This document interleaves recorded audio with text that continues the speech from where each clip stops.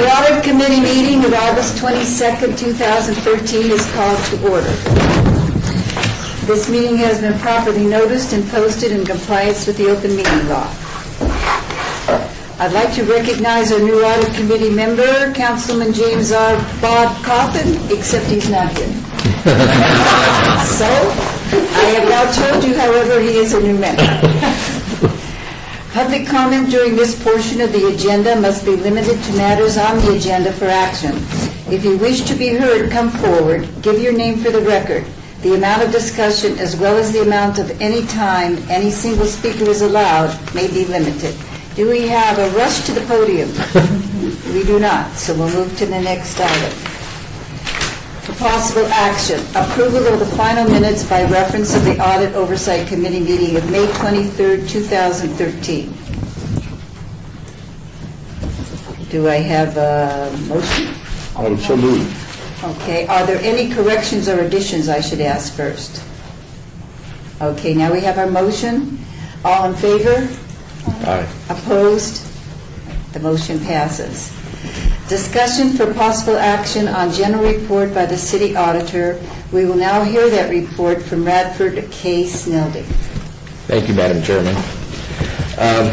Audits and projects that are currently in process include an audit of finance that Nancy Beatty is working on, and it's in the planning phase.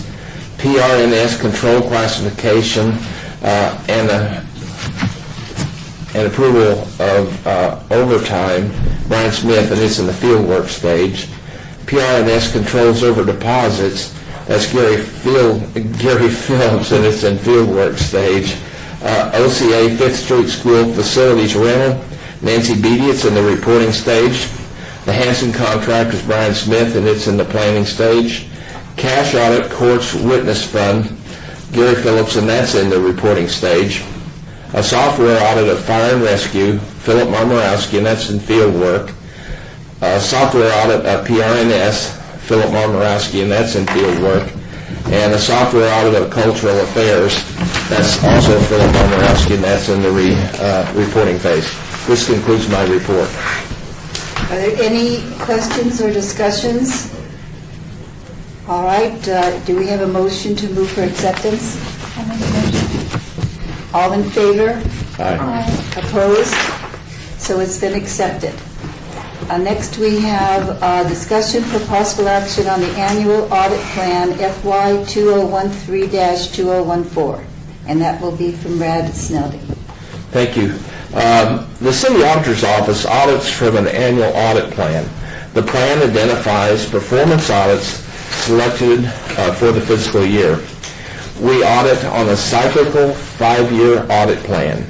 The City of Las Vegas has 12 departments and 5 offices. We plan to audit each of the departments 4 times during the audit cycle, and each of the offices at least 2 times. We plan to complete 10 audits of departments and 2 of the offices during FY 2013-2014, obviously the current fiscal year. By way of background, we will determine the objective and scope of the audit by identifying the performance measures in the entity and selecting areas that are present that create the greatest risk exposure. This plan allows for substitutions based on the mayor and council or audit committee request. The audit plan allows the computer assistance on audits, follow-ups, investigations, and other miscellaneous activities. By approving this audit plan, the City Auditor's Office can initiate these audits without having to return to the Audit Committee to obtain that authorization. And that concludes my report on this. Are there any questions or discussions? One question, yes. Madam Chair. The 10 and 2 that you're planning, Mr. Sneldig, is that customary in the previous years? Is that par for the course? Are you up or down? Oh no, we're actually in much better stead. The last 2 years, we have consolidated and are trying to do it on a department by department basis and an office by office basis. Before we had the entities and they were broken down, and there were many more of them. And this way it allows us to go in and look at that particular department, pick out what we think is the highest risk and work on that. So this is actually good. We're going to actually do a really good job of covering the city, and we'll make it within that 5 years. When I started, it was a 17-year audit cycle. So we've rearranged some things, and we've shortened the scope on a lot of audits that we do, which allows us to make better coverage. Thank you. Is this little blue box, it lists the ones you're going to audit this coming year? I'm sorry, say that again? The little blue box on the papers that we have? Yes. Those are the ones that you're going Yes, to audit? those are actually the 12 departments and the 5 offices. Many of those actually have, as you can see from the preceding item, have things that are in process, audits that are in process on them. That's all 12 departments and 5 offices, and if it's possible, we're going to try to cover the whole thing this year, because a number of them are in process, and as you can tell from the list of audits that are in the reporting stage, we should have 4 or 5 audits the next time we come and meet. So we're hoping to actually cover everything this year. Good. Thank you. Are there any questions or discussions from members? Do I have a motion to approve the annual audit plan? Motion to approve. All in favor? Aye. The motion is passed. We'll now have a report for possible action regarding an update of the audit of leisure services, Sport Fields Administration, CAO 1603-1011-03 from Rad Snelding. Yes, thank you, Madam Chairperson. We've been asked by the Audit Committee to come back and discuss this and give you an update on this on a continuing basis until we have these all cleared. And at this time, Nancy Beatty would make that presentation. Good morning, members of the committee. I'll now provide an update on the status of the audit of Leisure Services Sports Field Administration. Since the last audit committee meeting, 2 audit recommendations have closed and 4 audit recommendations remain in incomplete status. Testing was completed on recommendation 11.1, security requirements, for the 7 tournaments held during May and June of 2013. 1 tournament was required to provide security since the organizer indicated alcohol would be served. This security policy was followed. 1 tournament, the organizer indicated they would be providing security overnight. The security policy was not followed. Testing will be scheduled again in November 2013. For recommendations 12.1, concession permits, and 13.1, non-profit status, the City Attorney's Office provided clarification on NRS 426 relating to concession stands and non-profit organizations. Policies and procedures need to be modified to reflect this information. Once revised, testing on the implementation can be scheduled. This concludes my briefing. I would be happy to answer any questions you may have at this time. Representatives from Parks, Recreation, and Neighborhood Services are also here to answer your questions. Other questions, any discussion from members of the committee? I just have one brief question. That is, what happened to the people that didn't provide the one-night security? Did they forfeit their ability to do it next year, next time they want, or? I think, from what I could tell, looking at the documentation, it was an oversight on staff. They never required them to follow the policy. It was in that transition period where organizations that voluntarily decide to have security, before they didn't have to follow the policy. The policies were updated to make sure that they followed the policies, and this was kind of in that transition period. So just a communication error? I believe so. Okay. Are people who use the facility given in writing what the policies are, so we're sure that they know ahead of time? At least now, yes, going forward? they each for the tournaments and the leagues, they have 2 allocation periods a year, when each unit is given a stack of documents about this thick that represents all the various policies, and they have to sign off on all these policies, so they should be aware of what's And that's going on. new, prior That's- to this one that you looked at? That has been implemented since the audit was released. And I had a question on the city attorney's, our office was provided clarification on concession stands and nonprofit organizations. Did we get a copy of that? Or could we get a copy of it just to see what, because I don't remember seeing it. We can forward you a copy. I don't have What it he with said, that's okay, I know you would have it today, but Based from what I remember correctly, there was concern that maybe we would have to talk to the Bureau of the Blind to get clarification about who can provide concessions at our concession stands. And the NRS does have this clarification on nonprofits that they're exempt from that requirement, and I think it's my understanding the city attorney's office concurred that we don't need to go back to the Bureau of the Blind to get that. We can just offer concessions to nonprofits in our concession stands. Offer concession permits to nonprofits in our concession stands. right. Did you have anything to add to that? Lonnie Zimmerman, Deputy Director of Parks and Recreation. No, I think Nancy hit it on the head. One of the challenges is because we have kind of fixed concessions where we have long-term. Western Little League has the concession stand at Doc Romeo, and then we have tournament play where they have multiple vendors that provide concessions. I think the concern from audit originally was just to make sure that we were compliant with NRS that addresses the Bureau of the Blind and the relationship with their concession and vending. Our understanding, and we just had this in the last 2 weeks, but our understanding in moving forward is that if they're a true and legitimate nonprofit that has conflict with NRS and the Bureau of the Blind, it will be all those that have come to expect the ability to vend permanently at an event that are not nonprofit that won't be able to do so in the future. So I think we're all on the same page now. It's a matter of communication. That was a confusing situation. I recall that in a couple of places. And then Lonnie, on some of these people, you may recall the gentleman that wants another concession stand where we already have one at one of our parks. And we told him he couldn't.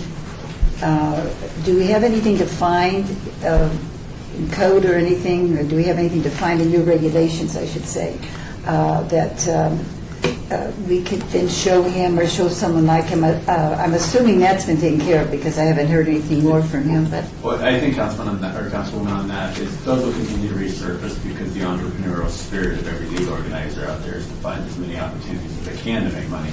So we'll always have those. That specific one, what we did is ask them if they wanted to fix capital to come up with or if they wanted to fix concession stand to come up with the capital. And when you begin to look at the cost, like almost every asset the city provides, is nobody realizes how much it truly costs, the bricks and mortar and the implementation. And that's kind of been our pervasive policy now. I think everybody comes to have an expectation what's in one part is going to be in another, and that's not the case. That gentleman's gone. We're getting a lot of requests now of folks trying, they want to get involved in mobile vending, and can they also be in the business of bringing in trailers and bringing in concessions.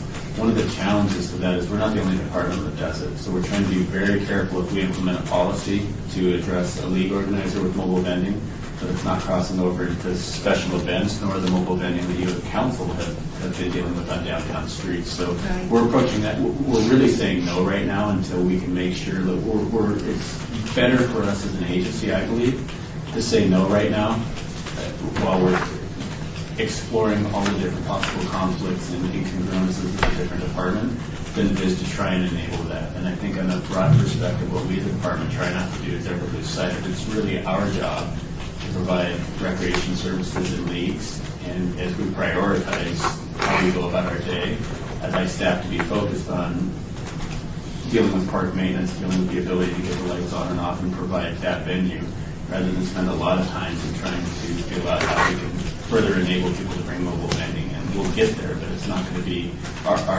defining of that and our getting into that business, so to speak. It's not going to be on our priority list while we try to close the current audit items and future things that face us. So. And I think you're very right in that once they find out how much it costs, they realize how difficult it would be for them to accomplish that.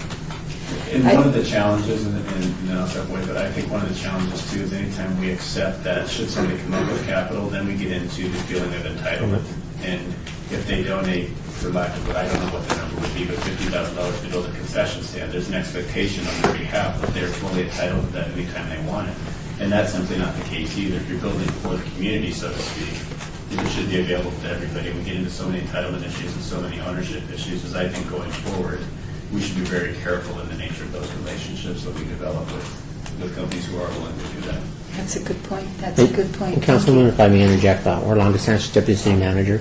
A lot of the city assets that we're looking now is we're actually looking as assets, and we should be, we're public stewards of public dollars, and anything for, especially for profit organizations, that we share in the profit that they make, so we can plow back into our assets.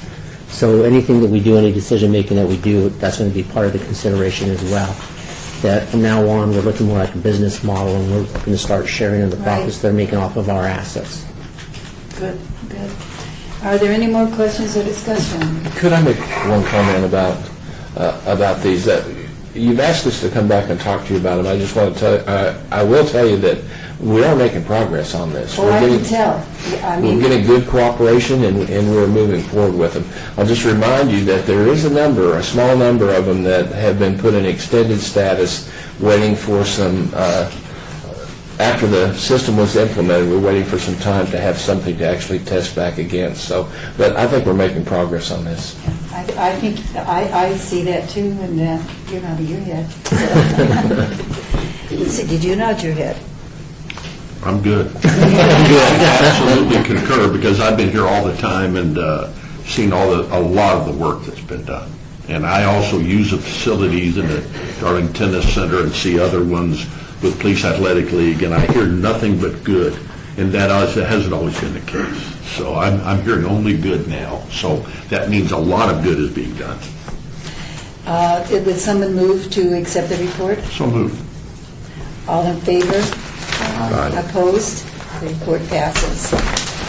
We will now have a discussion for possible action on the software audit, Office of the City Clerk, report from Radford Snelling. Thank you. Philip Momorowski was the lead auditor on this audit, and he'll give the report. Phil Momorowski, Office of the City Auditors. The City Auditor's Office completed a software audit of the Office of the City Clerks. The city software management is a two-part operation. To prevent the installation of any unauthorized software, which is personal, freeware, or shareware, and secondly, to have and maintain control over authorized business software. The increasing ability and availability of illegal software online has made it even more difficult to manage software effectively. The scope of this audit was limited to the review of current software installed on selected computers assigned to Office of the City Clerk's personnel. The scope of our work on internal controls was limited to controls within the context of the audit objective to identify violations of established software policies and procedures. This is an overview of the audit findings. 5 non-business software programs were found on the computers in the Office of the City Clerk. Management has removed these programs and informed the employees of the city policy. This finding is complete. Second, the 3 unauthorized business software programs are found. The problem is that there is not any documented proof about the origins of the installed software which have a valid business use. IT is currently working on procurement of new software that will augment its existing controls for discovery and accounting of licenses. Management expects the installation and the initial software cleanup will be final by December 31st of 2013. Third, seven shareware and freeware programs were found which lacked IT authorization. One factor in the use of illicit software is that there is a proliferation of users who have the administrative ability to install software on their computer. This practice is being discontinued in favor of a more controlled approach by implementing more IT control over administrative rights. IT is implementing the change with the rollout of new computers and software. IT anticipates completing the new policy sometimes in the first quarter of 2014. On July 25th, 2013, IT created a new policy, IT 153, Windows Local Administrator Privilege Policy, addressing this issue. Can I just make one comment? I think you meant June 25th. Oh, I'm sorry, June July. 25th, I'm sorry. June 25th, 2013. That's when the policy was issued. I would like to thank the city clerk and the IT staff for all the support they provided throughout the audit. Management was very supportive of our audit and has initiated efforts to implement the recommendations.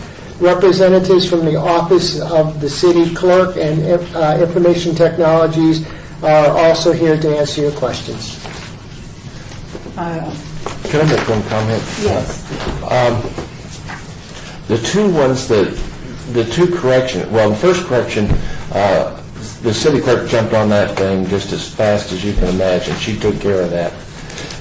But the two issues that remain that are IT related, I'd like to let you know that rather than just concentrating on the single instance that we found here, when an IT has moved forward with addressing it for all of the city computers. So it's a rather big task and a rather large chore for them to do. But they have jumped in and are working on trying to clear this. What they will address in this audit will also be addressed in any other audit that we do. So that I think that's a very positive thing. Rather than isolating a recommendation to a specific department, we broadened it a little bit, and they've been very cooperative in addressing that. So that's all I wanted to add to that. That was going to be my question, is this has got to be going on in other computers, and then kind of take them to every department. So that's really, I mean, that's a terrific thing to be going on. A lot of this stuff was, did it load itself? No, you You know, go to sites and they load stuff? well, sometimes you hit the button, as I'm sure we're all aware, do you really want this? Like, I know one of the particular examples is, to see if there's any viruses. And guess what? When you hit that button, it immediately finds a virus, and of course you can take care of it if you're willing to download it and pay for it. And unfortunately, that happens just by mistake. And then, a lot of things, especially over the years, a lot of the computers, people's changed. Some of the software probably could have been installed prior, the prior people responsible. There's also too, as years pass, the software has gotten more improved. But you find printing addresses or something. Say, oh wow, there's a software program, and do you want to download that? And things happen. But unfortunately, now we're in an environment where things can, we have to have the control over it better, and IT is addressing the issue as opposed to what we had before. So we're coming along. That's awesome. I have to ask a question or two so I understand this better. Was any of this where a person puts a program on purposefully that shouldn't have? I mean, you mentioned here our policy, and I can answer that one. yes. The first 5 were put on by one employee. They downloaded them to their machine. That's the 5. As soon as that brought it to our attention until they were taken off and the employee was notified, you just don't do it as city policy. Some of the other software... So city policy, could you just say exactly what city policy is? You can't download any software onto your city computer without authorization from IT. Okay. Yeah. And that happened in our department. The other items that were found and what Phil was talking about, a couple computers were bought from another department and it had software loaded we didn't know was there. And other software gets loaded by IT to facilitate some business function that our department needed, where they hold a license. So that's kind of where the rest of it came from. But yes, we did have one instance of that. But we really don't have anybody who's misusing it, other than the one maybe without not knowing. Okay. That's important too, because so many offices have found misuse. And Councilwoman, I'm not sure if you want to hear from Joe or from Steve Martin, but I know we're in the process of writing a new policy on how we regulate, I think that would be good to hear from you. And also, we're loosening some as well, because we understand, we're a little bit more into the 21st century, so we're trying to give people a little bit more leeway on access on certain items. So. Mr. Martin? Hi, Steve Martin, City IT. And Yes. Joe Marcel. And Joe Marcel, City. So we are indeed, we have drafted a new policy that is more up to date and governs the use of the technology, and that includes the hardware, the devices, the software that's installed, who may install it, and so forth. And we have drafted that policy and actually have sent it up, and it's pending review and approval now. And then it'll be sent out throughout Correct. the workforce That's right. in writing, so that nobody can say they didn't see it either on a computer or in writing. Yeah. That's right. And one other thing we did in drafting that policy was we took three somewhat similar policies that were addressing the same things that might have been confusing for employees, that they'd have to reference three different documents. And we consolidated some of the information and simplified it so that it would be obvious and clear to them what the expectations were for both them and for the city. That sounds very, very good step forward. Councilwoman, as the audit manager, Brad alluded to, we're taking a global approach to much of this. Partially because there is a change of systems. For instance, there's a lot of folks giving back their PCs because they have alternatives. And much of the heavy lifting is then done by administrators, but not necessarily executives and the like. So the computing environment has changed considerably, and then the replacement of those computers are with a virtual environment where much of what we just talked about can't be done because the machine isn't physically there with those kinds of capabilities.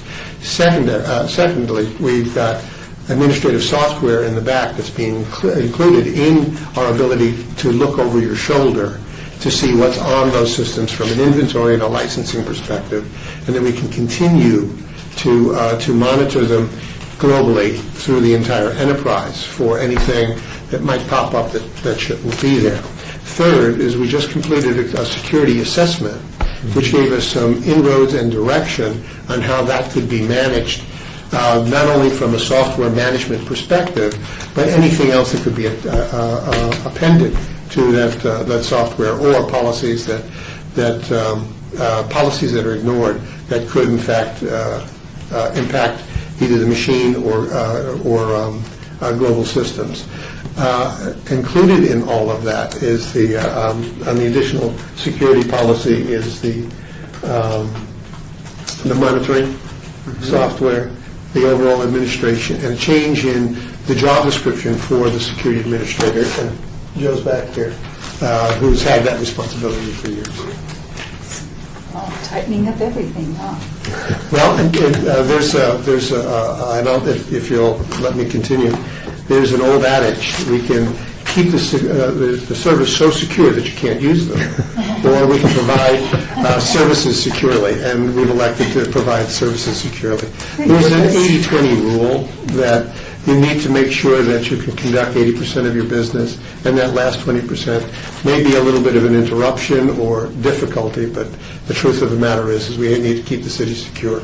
The world has changed, and how they're trying to get to us is a lot different than it used to be, and they're a lot more sophisticated than we could ever be. An additional piece to this, and that was part of what I was alluding to, is that not only are we looking over your shoulder, but we've got, with the new security administration, there will be a third party that will look over our shoulder for continuous monitoring as well. So this audit was a good trigger and a good foundation for us to start to move forward with some changes that were necessary. Good. So thank you. Thank you very much, and thank you for showing us how you're all working together. Pick up a little information, expand what we're doing. Thank you for the opportunity. Okay. Are there any other questions or discussion on this? Then can I have a motion to approve, accept the report? Motion to accept the report. All in favor? All opposed? Then the motion passes. We'll now have a final public comment. During this portion of the agenda, it must be limited to matters within the jurisdiction of the committee. No subject may be acted upon by the committee unless that subject is on the agenda and is scheduled for action. If you wish to be heard, come to the podium, give your name for the record. The amount of discussion on any single subject, as well as the amount of time any single speaker is allowed, may be limited. Are there any citizens here wanting to speak? I must tell you, we don't have to limit the time much here, do we? Okay. All right, the audit committee is adjourned.